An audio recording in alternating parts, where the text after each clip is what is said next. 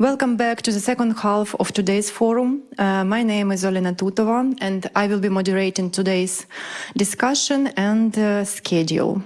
I am very happy to be here, and you may find to hear today Ukrainian accent, but as we say in Ukraine, perfection is less important than action, so let's move forward. And I kindly ask you to join me in a minute of silence for everyone who fall in this awful war, Russia against Ukraine. Please, 1 minute.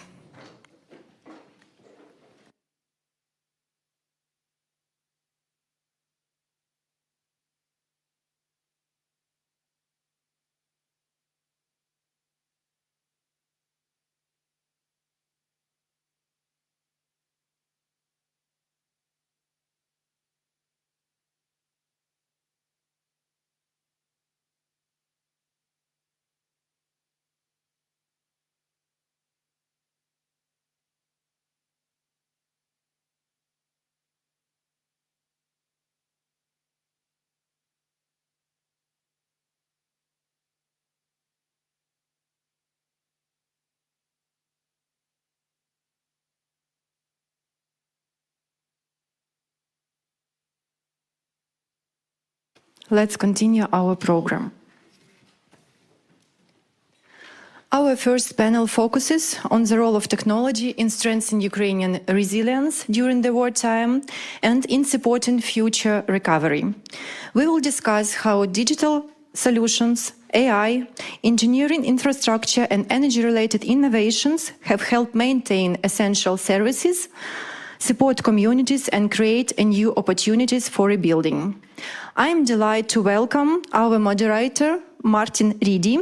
He is a marketing consultant, founder of CEO Capval AG, and he works with companies in Switzerland and internationally to translate market intelligence into clear strategic direction and measurable growth.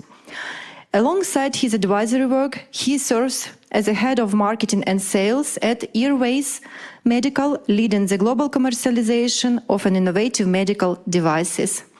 Martin, over to you. Thank you. Thank you, Olena, for kicking off the afternoon session. I just want to clarify something. I'm here today as a citizen, a Swiss citizen, who is eager to learn from Ukraine. And I'm delighted to have an excellent panel with Maksym and Alex and Gnat. If you quickly can join me for the intro. So the title was already mentioned. It is about technology as one of the factors of Ukraine. At the Davos meeting, there was Mr. Gerber who mentioned Switzerland supports Ukraine, but Switzerland can also learn from Ukraine. And on today's session, we want to focus a bit more on what can Switzerland learn from Ukraine. In a moment, we will hear 2 keynote speeches. Maksym will start, and then Alex, and on the panel we will have Gnat. Also, you are a professor at ETH, Electrical Engineering, and you're an entrepreneur, also professor, you're also teaching? Lecturing, okay. And we have a student at EPFL. So a diverse group today here to help me understand what Switzerland can learn. This will be the second half of this 45 minutes. Okay, thank you very much. Then I would like to hand over the stage to you, Maksym. Thanks a lot. Oops. Hi.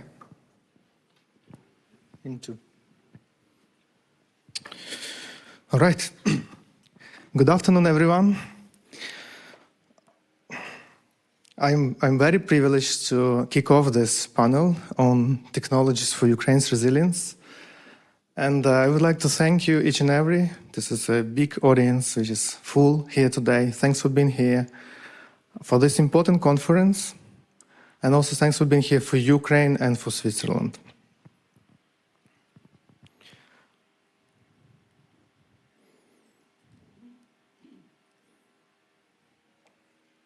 Wait a second, hiccups.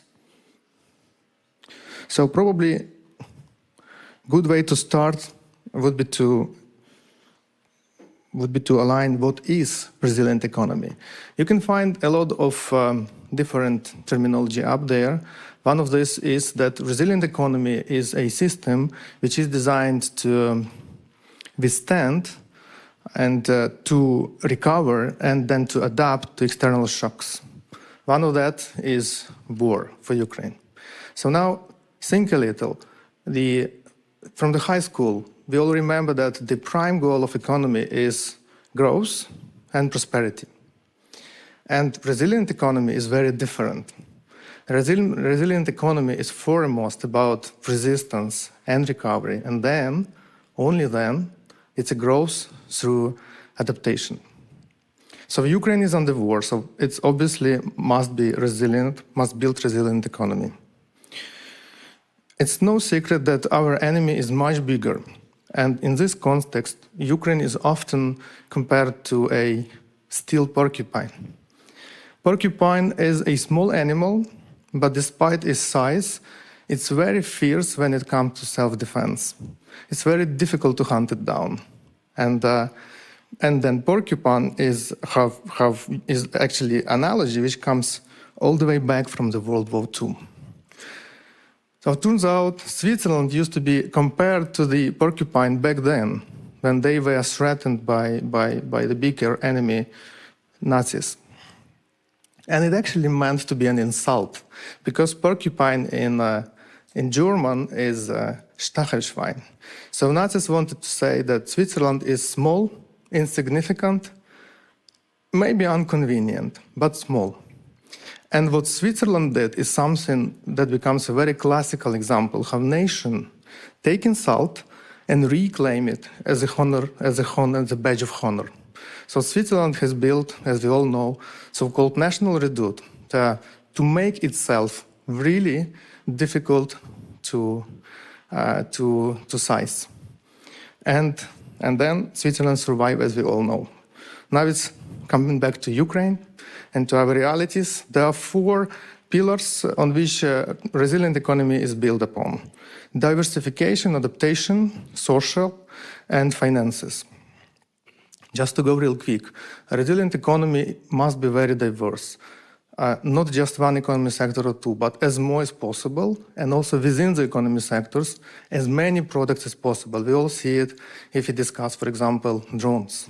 There are many of them, they're very different. Why? This is just to make it as expensive as possible for the enemy to kill. Adaptability. Adaptability is a cornerstone. It's there for everything. It's there for resistance, for recovery, but also adaptability is the only way to grow resilient economy. It must be decentralized. It is important to build something new rather than to rebuild, which is called technological leapfrogging.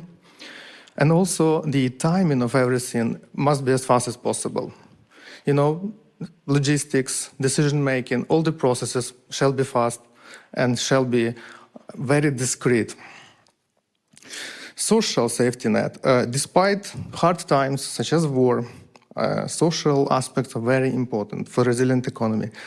When country is at war for a very long time, people, I heard, become slightly more tolerant to disruptions, to things to all the pain that war brings. But then the society is becoming much more sensitive to fairness. So resilient economy must be fair. It also must be more efficient, like adaptable again, and also a continuity of main services shall be preserved. Finally, finances. Resilient economy is something against shock. In this case, it's against the enemy. So the finances must be redirected to so-called friendshoring, like, trading with the friends, and then double down on high return industries, make everything more optimized. AI is the one tool that optimizes everything, for example.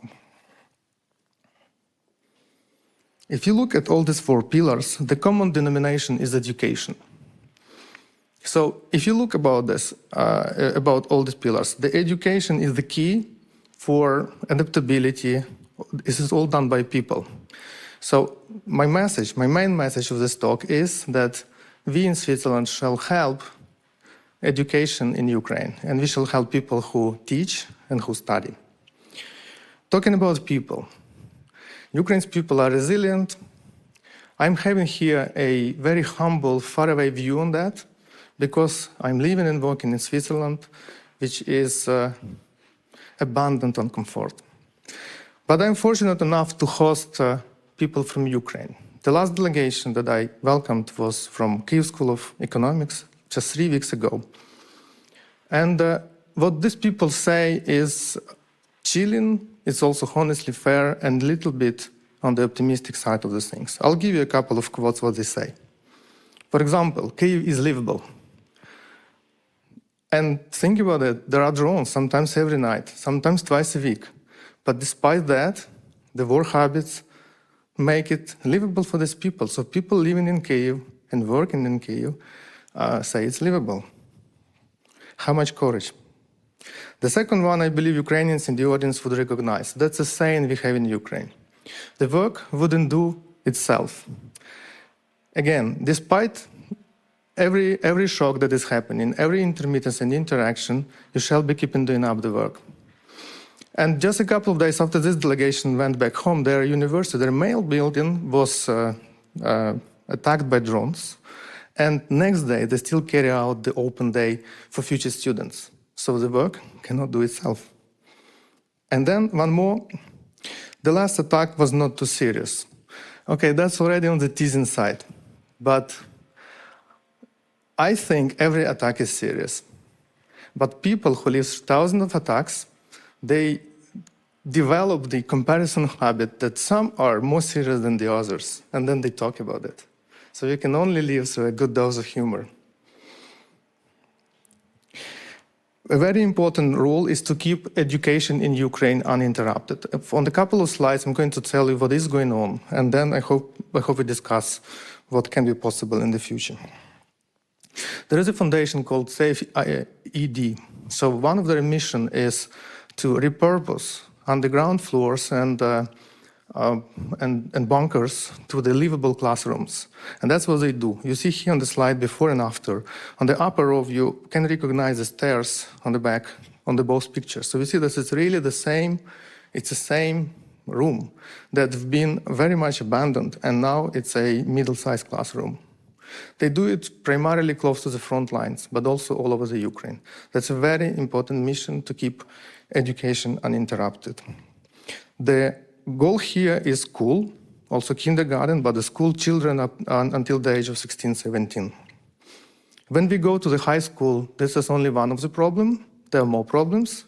And one problem that ETH is helping with is lack of highly skilled engineers. This one is historically, for a very long time. And right now we miss engineers even more. So one initiative in that regard is that ETH helps to organize a master engineering program in Kyiv School of Economics. And this is done via so-called tandem teaching approach. And we are very mindful about doing it all, teaching locally in Kyiv, because brain drain is another big problem of Ukraine right now. There are many online and blended approaches. Thanks to COVID, we all know how to go online and do it. And I encourage each and every in the room, if you can engage in such activities for the education in Ukraine, please do it. So one more point is, which is something new, which is just happening this year. It's an opposite of the brain drain. Let's call it brain gain. So then the program which I know about, and I believe maybe there are more of this, but the one I know about coming from the school KSC, it's called Come Back Home program. There is a link, and you can also come and talk to me if you want. What they offer is a very competitive package if you want to come back and study and work in Kyiv. Then what we know about education. Good learner is a happy learner. So I think it's very important to nurture talents, to reward best of the best students on every stage. And we've been at ETH fortunate enough to welcome winners of Ukrainian tournament in IT, which was organized by the charity foundation Start for Life Ukraine. Their lead here is in the audience, Miroslava, over there. Thank you, Miroslava. We hope to be chosen again for this year and for the years to come. Now a couple of slides about the industry. Ukraine has adopted a strategy just last year, which is called Win-Win 2030, and that's a vision for Ukraine after the war. But it also applies for what is going on already right now. If you look inside the strategy, there are 14 priority sectors, and if you look closely, you'll see that many of them are defense or double use. I mean, this is very understandable because Ukraine is at war and it will also be neighboring this country after the war. So we need to be good at all the things like defense over there, semiconductors, cybersecurity, space technology, unmanned vehicles. But also there are sectors which are civil application. And I just wanted to give you one example how this combines. People call it spillovers. For example, one application that is Ukraine developing now is demining. You know that large areas in the south of Ukraine are infested with mines. So it's simply it's just very difficult or even dangerous to harvest. So there are these demining machines which do a job, but you can relatively easily repurpose them to be the unmanned vehicles for the agriculture technology. And I think this application will then continue after the war, not just for safety, but also to mainstream the EdTech, agri-tech. Just one example, and we can discuss more. Okay, that's my last slide. So I wanted to finish up in the spirit of the conference, what Switzerland and Ukraine can learn together. So learning from Ukraine is, of course, one of the most important learning of how we develop defense technologies there, logistics on the fire. Alex is going to give us a lot of good examples on resilience of digital state, and important for resilience economy, decentralization on all stages, of course, and for all economies, also including command, control, decision-making, and so on. And the final one is psychological mobility of students, of people, resilient people. That's an important lesson we might get directly from Ukraine right now. Learning from Switzerland. In my opinion, education is the most important. I cannot highlight it more. Research system and education system in Switzerland are prime. We also need to watch democracy, to protect democracy, which is always threatened when the country is under the war. Civil engineering mandates, I've been saying, during the World War II are also rusty, but Switzerland was the only country who really pulled it on the country scale. That's a unique example, and I believe this shall be studied and adopted from Switzerland for Ukraine, and of course, the very strong export-controlled economy. With that, I would like to give it back to Martin. So now the Swiss porcupine has found a friend, so when two is better than one. Thank you.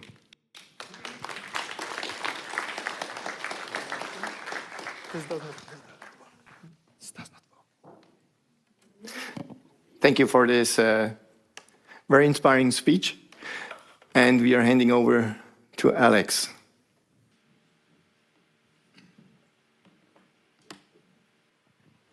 All right.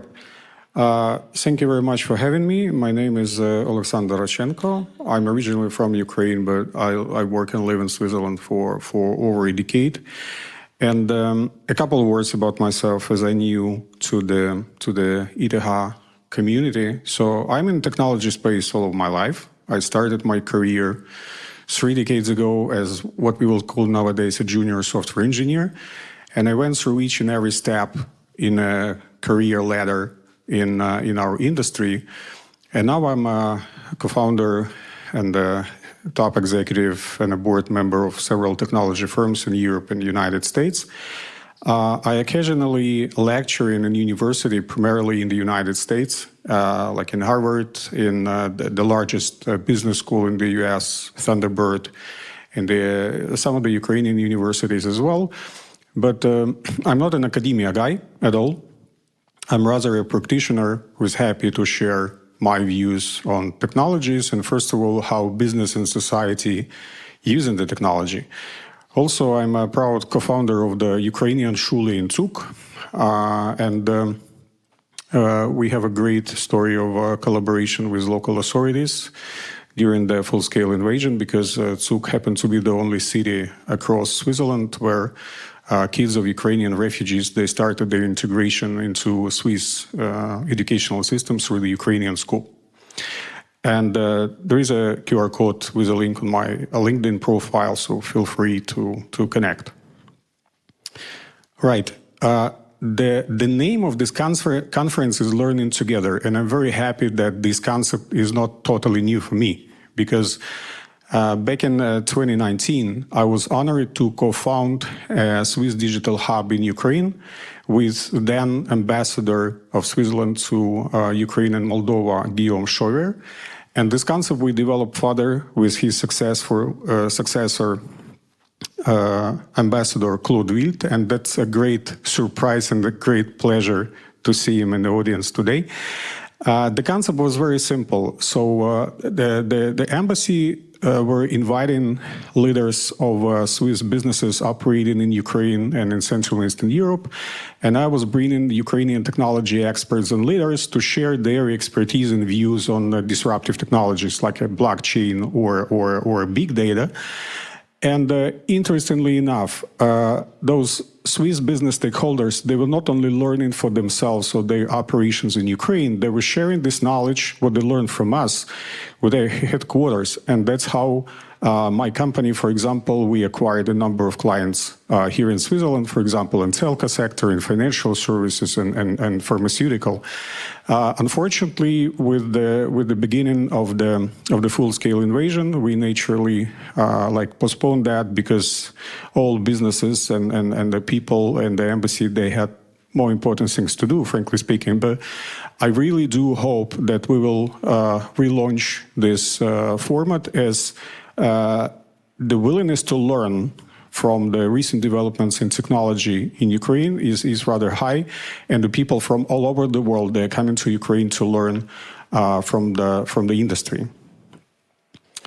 Right. So the foundation of the Ukrainian resiliency, if we're talking about the technology aspect of it, it's a connectivity. So these days, we are very much dependent on the availability of the internet connection, whether it's a fiber optics or it's mobile internet, because without that, especially in such a cashless society in Switzerland, we actually can do nothing, right? You cannot fuel your car, you cannot pay for your grocery, and so on and so forth.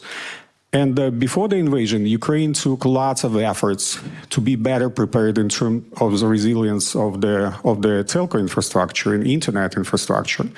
So first of all, Ukraine is very competitive environment and competitive market in terms of internet service providers. And the country had 4 totally independent mobile networks covering the entire territory of the country, and that helped a lot at the very beginning of the invasion. And surprisingly, there's certain lack in developing or adopting internet technologies in 90s helped Ukraine to survive, because actually operators, they were investing into high-end modern technology like fiber optics instead of doing that on all copper lines and ADSL technology. So the very beginning of the invasion, there were a number of attacks targeting telecom centers, for example, but surprisingly, they had very little effect, and there were literally no cascading effect. So the networks and internet operations, they were up and running. And another very important contributor to the resilience of the connectivity was a fast adoption of Starlink, both by the government and the businesses. And top right corner of the screen, you can see the famous, if not historic, tweet of Mikhailo Fedorev, who then was serving as a minister of digital transformation of Ukraine, and currently is serving in the Ukrainian government as a minister of defense. Quite a promotion, right? So he tweeted at the very beginning of the war, tagging Elon Musk and telling him, look, we need your help. Because before the invasion, Ukraine was excluded from the Starlink coverage. That was purely commercial decisions. There was no politics here. And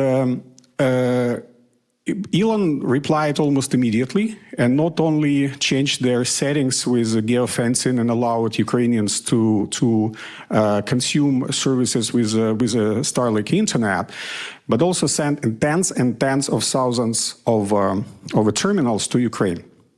And here I can share a little bit of a personal story related to that. Here is my interview to Tages Anzeiger, and they interviewed me, I believe, the first week of March 2022. The reason was that during the first day of the full-scale invasion, I suddenly found myself being a chief executive officer of a British-American company with significant footprint in Ukraine. So I happened to be the only guy who can manage this company because they lost their management. And I was a board member, and I stepped in. Of course, my utmost priority was the safety of our people and their families. So we organized the evacuation abroad and so on and so forth. But at the end of the day, we are the commercial enterprise. We have to provide services to our clients from West Coast, California to Asia Pacific. And for that, we need an internet, right, as a technology firm. So we were very much concerned about the availability and stability of the internet connectivity. And so we rely on the fiber channels we had in our offices and the back office, not only in Kyiv, but at the very west of the country. And we were using 4G as a plan B. But after a couple of weeks, we started receiving for free those Starlink terminals. And for us as a business, we can afford like multiple ways of communicating. But for a civil sector, for hospitals, schools, for the army, and individuals living close to the front line, the Starlink and adoption of Starlink became a savior, literally, because infrastructure there was hit badly. But again, for us, it was just nice to have a feature as a backup plan. But adoption of a Starlink changed, and actually this tweet pretty much changed the course of the war. So that was important. And then this help institutionalized pretty much, and lots of individuals, associations, NGOs, governments, and the companies, they started donating the telecom hardware and first of all Starlink terminals to Ukraine, and now there are, I don't know, probably hundreds of thousands of them across the country. So we never really experienced a massive disruption of the connectivity. And then the next phase started, which I would call the adaptation and stabilization.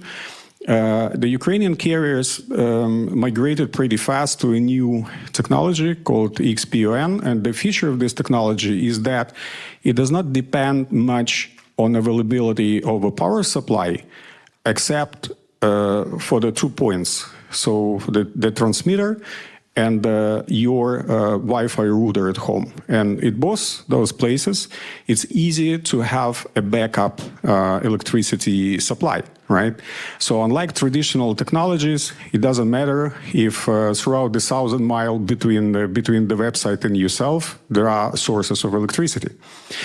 Then it was a very important step for the country to implement a national roaming. So all the mobile carriers, they sit down together and say, look, we can keep being competitors and then we lose the country. Otherwise, we'll start collaborating, and doesn't matter whose network is up and running, all the clients of all the mobile carriers can use this network. And that contributed a lot in terms of resilience of operations of the government and the businesses in the country. And as a next step, the country took lots of efforts to build a redundancy in the backbone lines. In early 2022, I attended the meeting held by telecom operators in Ukraine, and they were showing the map. And we realized that there are some big cities with a population close to 1 million of people, and there is only one backbone line leading to the city. And I said, okay, that's a problem. We got to do something about that. And within several months, they implemented lots of backup lines, and now they have 3 or 4 of them. So even though you are bombing this infrastructure 24/7, it's extremely hard to get to the point where there will be no internet for people, businesses, and the government. Right. The next resilience factor is access to information. So once we finish with the physical level, there are lots of different components, but I want us to look on one specific thing. It's important to fight all the disinformation and so on and so forth, but it was vividly clear that it's important to give people a better understanding of what's happening in the country. So what kind of risk they are facing. And one of those risks is air raids with the drones and with guided missiles and then with ballistic weapon and so on and so forth. So what you can see on the screen right now at the bottom, they are screen captures from a Telegram channel called Monitor. There are many of them. It's not the only one, but that's one probably is the most popular one. So each and every Ukrainian all over the world subscribed to this Telegram channel. So I did the screenshots. They're all from May this year. And what you can see is the nearly real-time map with a number of drones and direction of those drones. And also you can learn that a jet drone, so it's very fast, and you have to go to a shelter pretty fast, or that's a traditional drone, so you probably have a little bit more time, and so on and so forth. And the red lines you can see, that's the directions of ballistic missiles. So once people are equipped with this information and it's near real time, they have to decide about the security of themselves and their families, and they have more time to react. And the right-hand side, there is a text messages that are being published in real time, effectively, doubling this information. And one of the messages here, and the reason I use this particular screenshot is it mentioned the part of the city of Kyiv where my house is located. So I'm not there, but still, when I'm waking up in the middle of the night and part of my family is still there, so my son in Kyiv, my mother is in Kyiv, and many relatives and friends and family are there. So waking up, the first thing I'm doing is checking the monitor. So access to the actual and truthful information about the threats became one of the super important components in building a better resilience of the society and the country as a whole. Right. The next component is a government.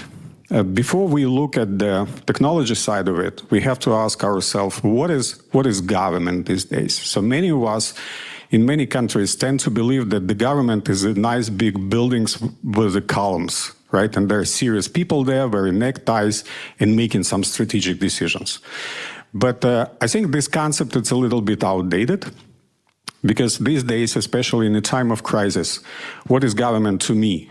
That's data in the form of critical registries, their ability to provide services to businesses and citizens, and ideally to do that uninterruptedly, and my ability as a citizen, for example, to consume these services without attending this nice Gebäude, right? Because government is not the place anymore.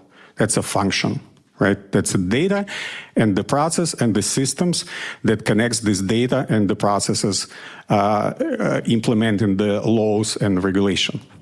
So if we agree with this concept, then the next natural step is what we call is a government data.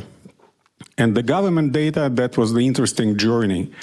So several months before the full-scale invasion, Ukraine adopted the legislation allowed the government to store critical government data in the cloud, in the commercial cloud, including abroad.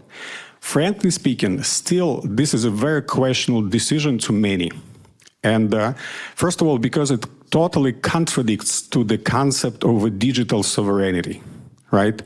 When European countries are very much concerned about keeping their digital sovereignty and independence from hyperscalers like AWS or Microsoft Azure, Ukraine effectively did the opposite. But the government realized that if data centers in Ukraine are destroyed, we effectively lose an institutional ability to operate the government data. So saving this data was more important than the formal adherence to a certain regulations. And 27 critical government registries were physically moved out of Ukraine. The copies of these registries, of course, first of all to Poland and then to other countries across the European Union. And those data centers in Ukraine, they were hardened with possible, with starting with concrete and all the backups, and some of them they were moved to the west of the country, which is considered a more safer place in the country. Another component of that is actually protecting this data, both in Ukraine and abroad, because for many years, Ukraine was one of the targets for cyber attacks and malware and all the other ways to extract or destroy or completely eliminate this government data. And this is where Ukraine learned a lot from other countries, collaborating with the special commands from the United States, European Union, and commercial providers, first of all, with the Microsoft. Now, in 2019, the new administration came up with this concept of the government in a smartphone. This is not something totally new, and Ukraine been doing steps towards this starting 2014. But the government started seriously investing to that and being focused on being more digital and approachable through a digital environment starting 2020.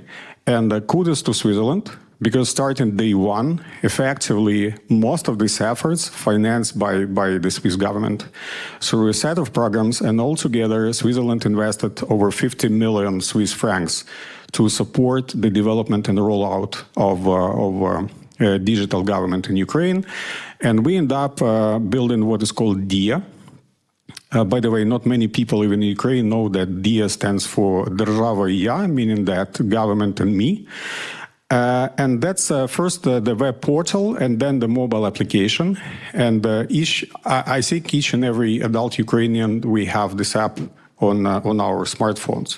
So the screenshots you have here, I have taken them from my mobile. They say, "Hello, Alexander." And there are over 100 of services I can consume and interact with the government through this mobile app. I don't need to carry my physical ID anymore. And if a policeman in Ukraine pulls me over for speeding, I don't need to have my driver license because I have it on a mobile phone. When I go to the notary to do anything, they are not allowed by law to ask me for a physical document. For example, I have there a birth certificates for my kids, and that's enough. I don't need the paper anymore. And the important thing is not just the fact that government delivered that with help of Switzerland, but the adoption, right? And there are two things. I think the successful adoption of technologies like that, and this is not something I can see in Switzerland, being open with you, is a combination of push and pull factors. So from one hand, it's a government's job to build the infrastructure and provide this service and connect the dots and data and build the use cases. At the same time, is a matter of demand from the society to consumer services like that. I must admit that the full-scale invasion was a main trigger for a mass adoption, because imagine yourself in a situation, I hope nothing like that will ever happen to you, but imagine yourself in a situation where your house is ruined and your passport were somewhere underneath, it burned out, you are on the run with your kids, your neighbor borrowed your car, this is not your car, and from a formal perspective, you are not allowed to cross the border with somebody else's car, right? You don't have your passport, you don't have birth certificates of your kids, you bring these kids to Switzerland and you receive lots of help, but they want to have ID of your kids and birth certificates because that's a fair and relevant question who they are, right? Whom are we taking to our schools? And you have nothing of that. And yes, there is still a nice building with a column somewhere in Ukraine, if it's not completely destroyed with a paper archive, but you cannot really go to this place anymore. So the fact that over 30 documents, and including, first of all, critical documents, already were onboarded to DIA mobile application is effectively what is savior for the country. Because in the peak, 8.5 million of Ukrainians fled the country, and they were spread across tens and tens of countries around the globe. So how they would manage to keep interacting with the government and consume services or receive documents or requesting help or reporting problems or whatever they do with this application, without having this digital infrastructure, it's impossible to imagine. So I think the existence and the adoption of DIA was one of the most critical factors in the resilience of government and society collaboration in the time of crisis. Right. As a strategic goal of Ukraine is a full membership and integration with the European Union, there are lots of things happening between Ukraine and the EU. A couple of recent developments. So, for example, in February this year, we reached the full interoperability between Ukrainian and European qualified electronic signatures. So now if I can generate the signature with a DIA app in seconds, I don't need to visit any nice building with columns anymore. And it must be accepted in the court in European Union countries, for example. The most recent development is that happened Monday, effectively. So I added this slide just this morning. There is a full interoperability between the European Digital Identity Wallet and the DIA wallet. So all the documents I have in my handy right now, for example, my Ukrainian passport, if, again, it's now where a French policeman pulls me over for speeding, theoretically, I can show my digital ID. It's not in place yet. I mean, it's tested in several countries, for example, the Netherlands. But as always happens with the adoption of technology, it's not a technology question. It's a matter of regulation. Right? So it's already regulated in Ukraine, and my digital twin in my mobile, it's equal to me and my physical passport, but it's not the case in the European Union. But I think the integration is happening very fast, and it's a matter of maybe a year or something, and this Ukrainian identity, digital identity in the wallet will be widely accepted in the European Union. And getting back to the very specific thing that Europe learned from Ukraine during this integration, unlike all the European analogs, the Ukrainian digital identity works offline. So if you are crossing the border somewhere and there is no mobile coverage for whatever reason, or you are out of Wi-Fi coverage, your document is still with you. It's securely stored on your mobile and is still valid as your perfect ID, totally equal to your passport. Right, so that's pretty much it from my side. So again, feel free to connect with me on LinkedIn. And also, if you're interested to learn about this first day of the war and how people and businesses reacted to that, and how Ukrainians demonstrated their now legendary resilience, you can watch my interview to Tech Targets London, recorded a couple of years ago, when I'm sharing this experience of suddenly becoming a CEO of Ukrainian companies the first day of the war. Thank you very much. Thank you.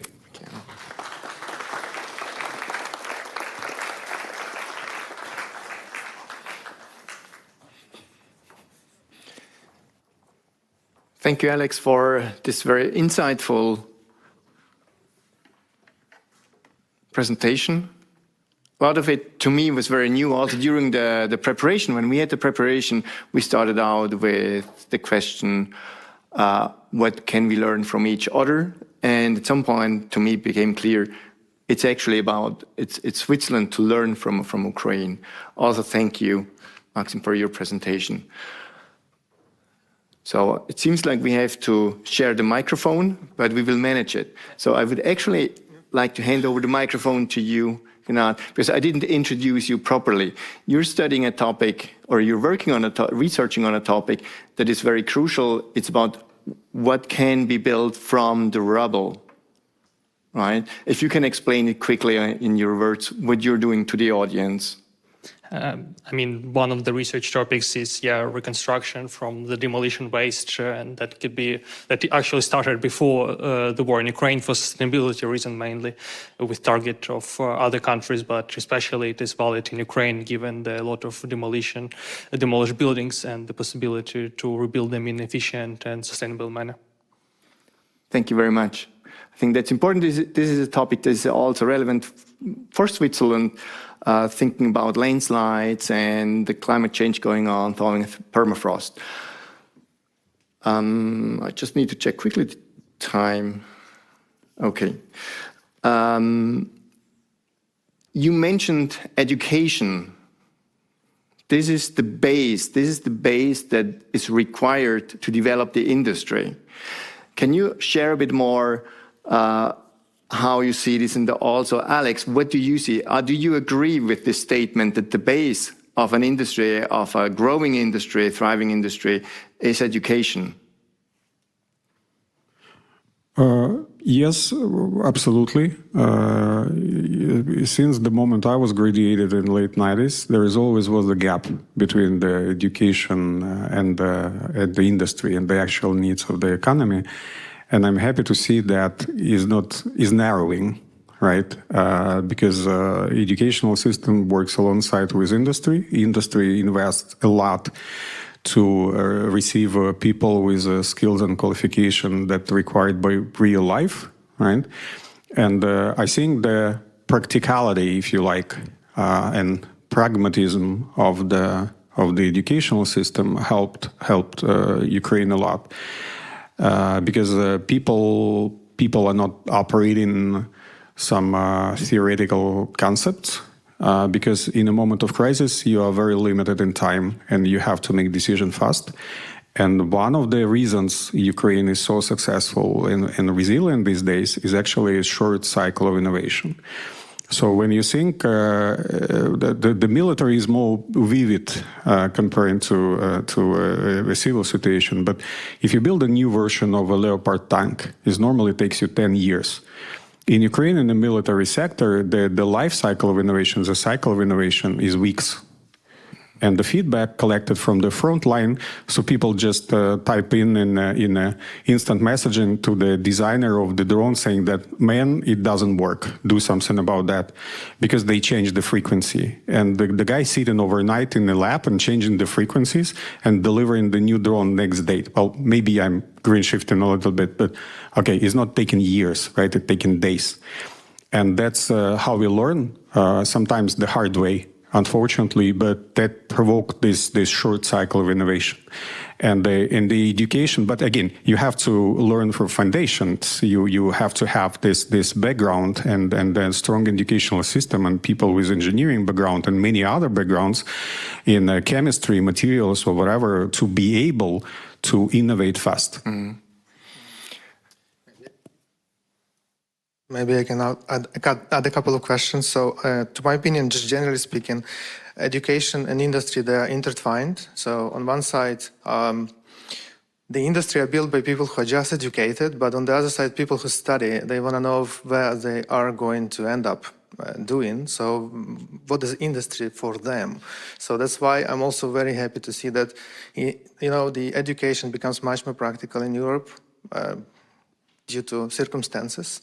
So the gap is narrow, and I can second that. I think that's important question. So one other thing is about resilience. Like everything I've been saying must be fast forward, everything must be faster, and so the education also shall. So I think this basically is very much similar to what Switzerland is doing in terms of education. There are, a dozen, like 10 good schools, I think 6 universities and 2 polytechnics, and then there are many of the applied schools in the cantons. And then the applied schools are a very good system that Ukraine has to still develop.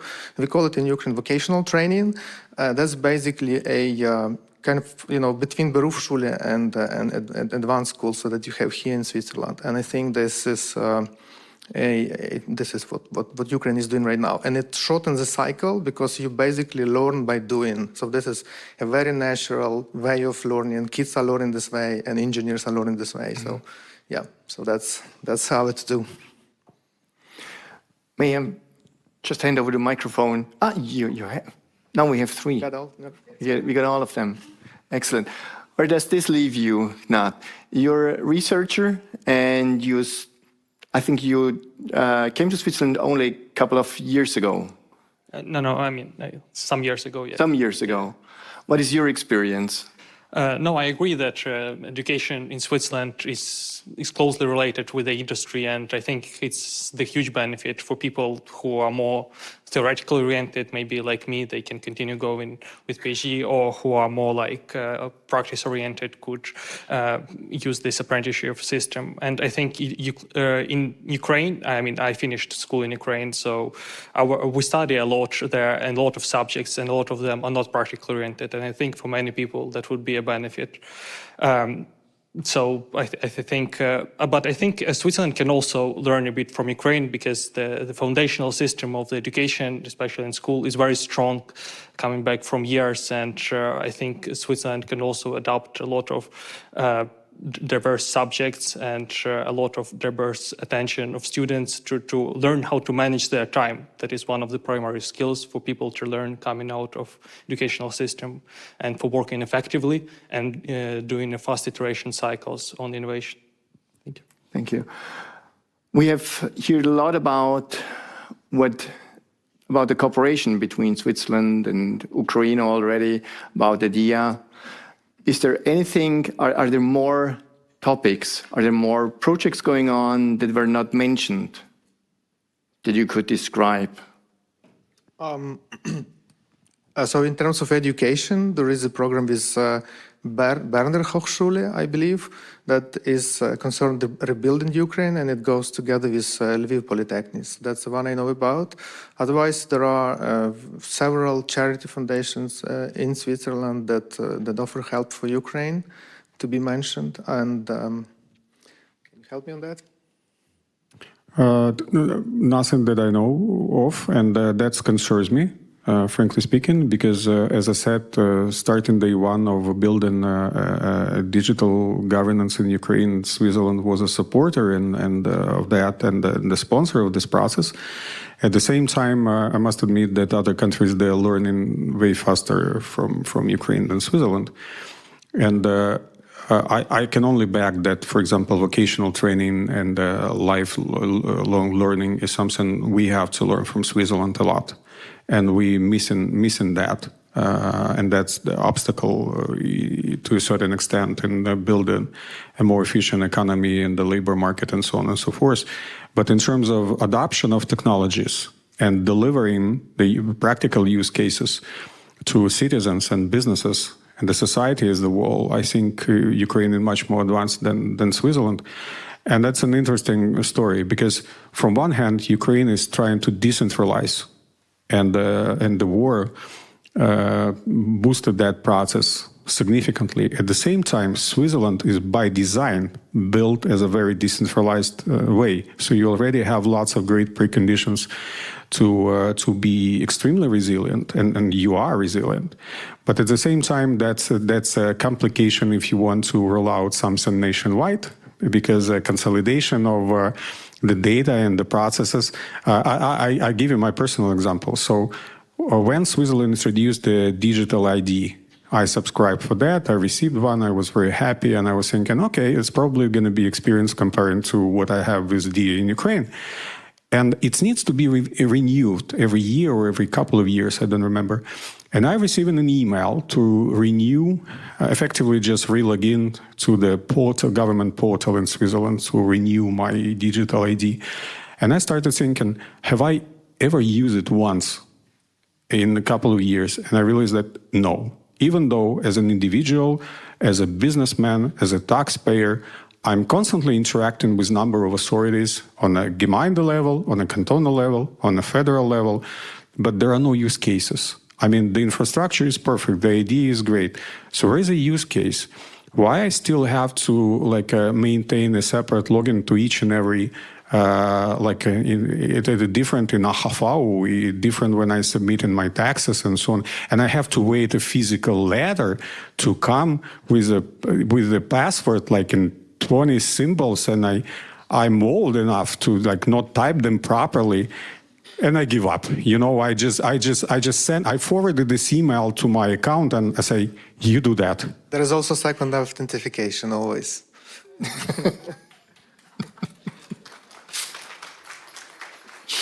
So I recall another couple of formats that I know about. One is called Scholar at Risk. So that's a organization which supports science, and there used to be a call between SNSF, Swiss Science Foundation, and Ukraine vis-a-vis for, I think they award 15 projects. That's a support for science. There is also Science at Risk. It's another organization that also does mentorship training, and I mean that's also very important for people in the audience. If you can mentor, please do, and it's one-on-one format for teaching, but it's also very important. Just everything that makes people in Ukraine more educated, you shall be tapping in. Excellent.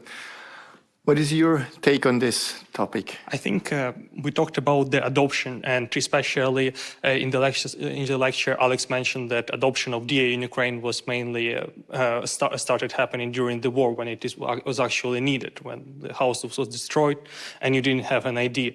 And obviously there is no, fortunately enough, precondition for that in Switzerland. Like if there is everything stable and you can wait 2 weeks for a paper to arrive in mail, you can do that. So as always for adoption, there needs to be a pressing need for that. And if there is none, I mean, you cannot fight the nature, there will be none. But on the other hand, that could be a good thing, because why change something that breaks? Why change something that breaks? So we also had this conversation about managing a running system is something different than changing a system, right? And the idea, in our preparation meetings, we also touched on the topic of data security, data safety, privacy. And you brought up an important point when it comes to this, the citizen that is visible to the state wherever he moves. There is no currently, I'm not trying to offend Ukrainian government or whatever, but especially in the age of big data and AI, there is always a possibility with these digital technologies to for mass surveillance essentially to occur. And I think that is important conversation to raise, especially in the society that values freedom as Switzerland. And I think it's very important when especially we implement these systems that they are open to the people and for inspection and for audit to make them as open source as possible, and that is one of the directions that Switzerland is also moving into, and Europe. And I think in Ukraine there are more pressing needs than that. There is actually survival, but generally when we speak about these technologies, I think it's very important, especially when more stable countries adopt them, to be aware of the potential risks. Would you agree? Yeah, and this the difference or the cultural difference between focus on run the business and change the business is one of my favorite topics when I lecture it. So don't get me started. But okay. No. But one important point: when my friends calling me from Ukraine and asking like what's going on, I'm normally saying that okay, well nothing has changed over the last 300 years here, so all fine. So they envy you. And the stability you enjoy, that's a great benefit, and that was okay for last like couple of centuries. But the problem is that if you look at any company or a country, so overwhelming majority of your resources focused on running the business, and the small part of your resources focused on changing the business. But we already live in the world where we're facing this a perfect storm of innovations, all the geopolitical tensions and instabilities and so on and so forth. So my take on that, and I'm lecturing that, I'm telling people all over the world, that change the business became run the business. So that's your new normality. If something can be disrupted, it will be disrupted. It's just a matter of time. So I'm not sure that the old paradigm that, okay, we haven't faced any challenges like that within decades or centuries, and it means that it's going to be like that in 10 years ahead. It's not. It's definitely going to change. So the paradigm and the way of thinking about like how do we change the society, the government and things, we have to be much more proactive in that. Mm-hmm. Also, maybe one brief point on that one. I think I agree that there are risks associated with sort of like digital control and the mass surveillance. And it's like with every innovation. So once you implement something new, you need to see risk and maybe to see it work. And Ukraine was pressed to do it. So it was just absolutely necessary. That's why we sort of like have other risks, I think. But if you think about digitalization as like the trend, you were talking about e-signature in one of your slides. So this is very useful. This is absolutely useful, and Switzerland is catching up with this. I think it's been adopted. Also, ETH knows how to e-sign documents by now, which is great. And I think there are things which are traditionally done, but they shall not be so complex, and you can just make it easier and faster, and maybe without risks. You know? I think we can continue this conversation for a long time, but according to my schedule, we are almost a bit over. Okay. Right? 3 minutes? 30 minutes or three? Three. Okay. So I would have one last question, because it was about this agility of a society under pressure. It's about Switzerland learning these different speeds, right? And I would have one last question. If you think about the three of you, you know both countries. You have a feeling for both countries. You made your experiences with AHV forms and so and different. If you think about the challenge that Ukraine faced at the start of the war, a third of the people displaced abroad. And I think you were not fully, Ukraine didn't probably expect, no one expected it, right? Thinking about Switzerland now, if something like this would happen, we are now 9 million plus, 3 million would have to move because of whatever would happen. On a scale from 1 to 10, how well is Switzerland prepared for this scenario? To continue running, to keep the government running, the way you described it, so providing services? Well, I don't have the full intel, of course, on that. I would say 7. 7 is a good guess, right? Maybe also safe one. I would like to remind you... It is a friendly one. Right. I would like to remind you that we do have abundance of bunkers and infrastructure. And I think if people would need to retreat in Switzerland, they would go to Alps. So I think we are safe, if that's what you're asking. But maybe I can reformulate the question the following way. What can we learn from each other? What challenges both countries might actually have in common, and Ukraine just happened to see it, and maybe Switzerland can also learn from that. So one of this is energy security. I mean, at the end of the day, it boils down to where do you have your energy from? And Switzerland is, as far as I know, importing energy, and is not really looking good. So I think if in the very theoretical case scenario, Switzerland has to be very sustainable in terms of energy. I would say even to have some redundancy. And I think they're hard decisions. And of course, it's up to politicians what to do. Is it going to be like maybe 20 more water dams in Alps? Is it going to be reconsidering atomic power plants or other things? It's a very challenging question. I'm not up to decide. But all I say is Ukraine was also in this situation. Ukraine was way too dependent on the energy supply from our enemy. So now we had to learn the hard way how to do it. So that's one thing. The second thing is somehow Switzerland decided to step away from the microchip industry.